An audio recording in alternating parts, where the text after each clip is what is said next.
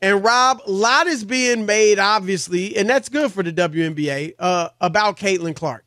Her team, the Indiana Fever, are 0-5. And so a lot of people they're getting better, though, Chris. Like, they were getting blown out the first few games. Like, they've lost, I think, the last two by a total of 6 points. I can't believe I know these numbers for WNBA. I see. You're a big fan. But look, Rob, and even that 0-5 record, they have played twice each, two of the best teams in the league. The Connecticut Sun are undefeated. They're one of the best teams in the league. And the New York Liberty are undefeated, and they got to the finals last year and lost. So those two teams are undefeated. That's 4 of their losses right there. The Indiana Fever won 13 games, 13-27 last year. I think over the previous 3 years, Rob, they had a total of 17 wins, if I'm not mistaken, in 3 years. And then last year they won 13.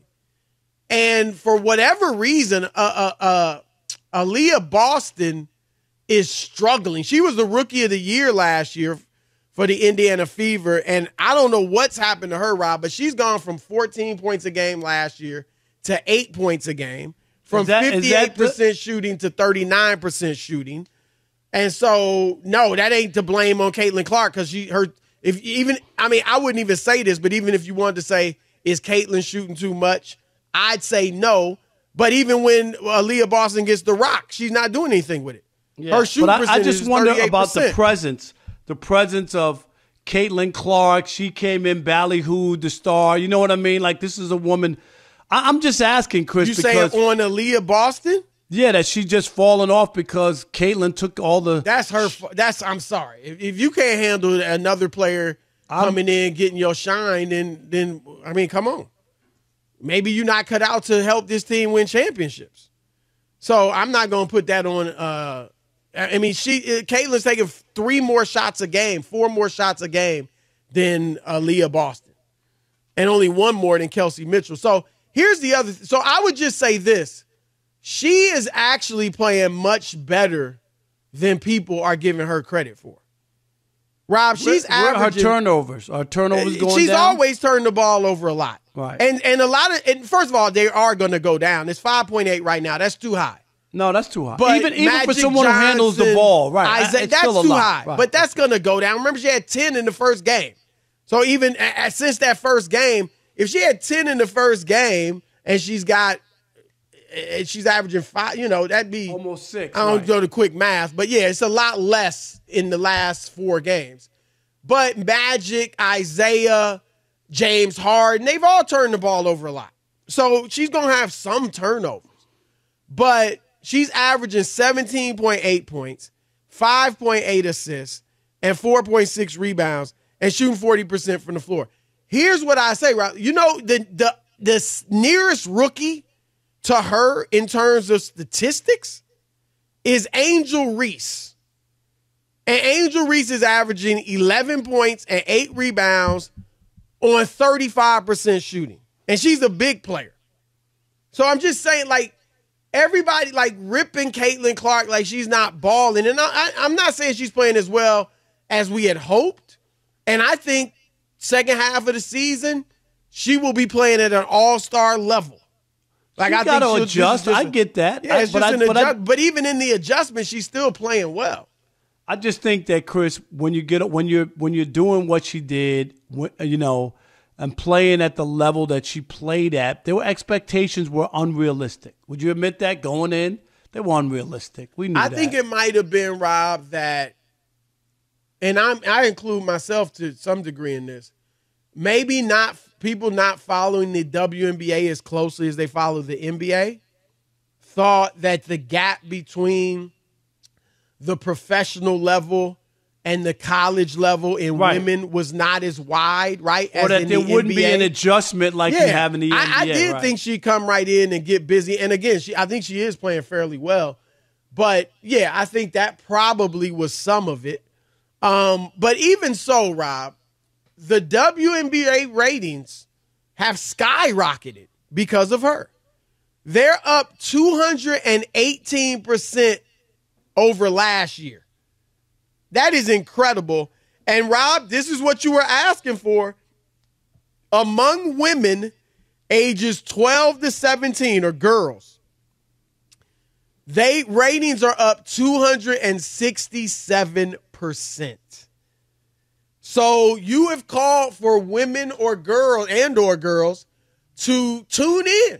If you want to support, you want the WNBA to get more money and get more exposure and get higher ratings and more coverage, tune in. It's your league. And they're doing that. And good for them, because that was been my issue for a long time, Chris, that they weren't getting enough support. And that doesn't mean that men don't have to watch if they want to or whatever. But I'm just saying, if the women aren't watching, it's hard for anybody when they talk about the salaries, Chris, when they talk about why the newspapers or the websites don't cover the league, like have a beat writer and go on the road. And it's because of the interest. If they show that there's interest and ratings, the money goes up, Chris, coverage goes up, all that stuff. It's based on fan interest, right? Absolutely.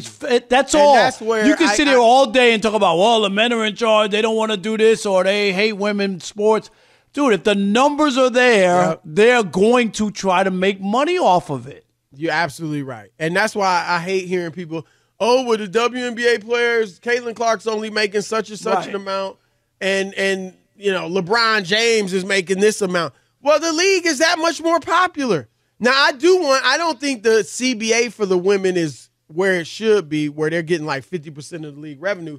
But a lot of that, Rob, is because the league has struggled so much, and the NBA was supporting it, basically. Chris, 50% of nothing is how much? Exactly. I mean, let's just keep it real. That's pretty much what it was, right? Like seriously, look, if we gonna make some money and keep y'all going, you can't really get 50% at this point. Right, because they were being subsidized by the NBA. If you want to pull the covers back, that's the reality. Nah, you're right. And so, look, it's good that she's brought this type of popularity to the league, relatively speaking, Rob. And at some point, you want to see her start winning some games. But let's be fair. Jordan took the league by storm as a rookie, Rob, but didn't win a lot. LeBron didn't make the playoffs his first 2 years as well as he played.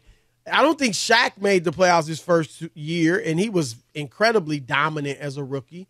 So, let's be fair in that regard. And I got to say with Rob, the top, Wemby. We rave about Wemby. It ain't because they were winning, because they weren't. It's because individually he showed that promise, and individually I think she's showing it too. And, Chris, let me just add this one last thing. This is my other thing. I told you before she got to the league, she was going to be the Harlem Globetrotters. Wherever she's going, attendance, rating, that she's the Harlem Globetrotters. And, if you're the rest of the league, and here we go, the Fever and all their opponents, Chris, have seen attendance spike.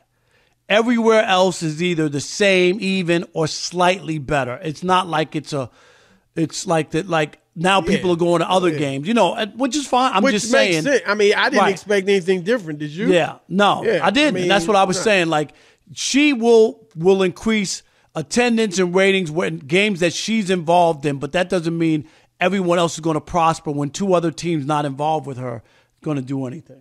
Right.